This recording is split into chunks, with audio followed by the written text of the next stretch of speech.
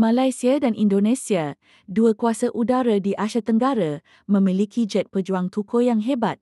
Tapi, antara Sukhoi TUDM Malaysia dan Sukhoi TNI Indonesia, yang mana lebih berkuasa? Jom kita bandingkan. Malaysia memiliki Su-30 sementara Indonesia mengoperasikan Su-27 Sianang dan Su-30M kedua.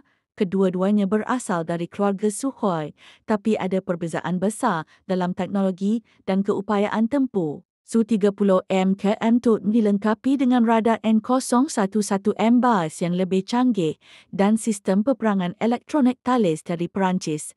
Jet ini juga mampu membawa peluru berpandu A-77 dan K-31 untuk misi udara ke udara dan udara ke permukaan. Sementara itu, Su-30M kedua Indonesia menggunakan radar N001 VEP dan sistem avionik dari Rusia serta China.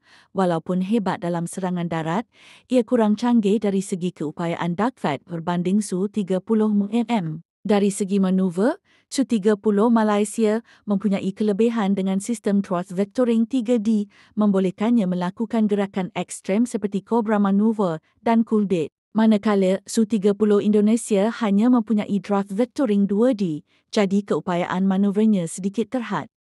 TUDM menggunakan Su-30 Malaysia untuk misi kawalan udara dan serangan jarak jauh, manakala Indonesia menggunakan Su-30 lebih kepada serangan darat dan maritim. Ini menunjukkan pendekatan strategik yang berbeza dalam penggunaan jet pejuang Sukhoi mereka. Dalam perbandingan ini, Su-30M KM Malaysia mempunyai teknologi lebih moden dan keupayaan tempur udara yang lebih baik. Namun, Su-30 Indonesia masih menjadi ancaman serius dengan sistem serangan daratnya. Tapi, kuasa sebenar bukan hanya bergantung pada pesawat, tetapi juga pada juruterbang dan strategi peperangan. Jadi, korang rasa, siapa yang lebih berkuasa, Malaysia atau Indonesia? Kalau korang suka video ni, jangan lupa like, subscribe dan tekan loceng untuk lebih banyak video perbandingan jet pejuang. Sampai jumpa di video seterusnya.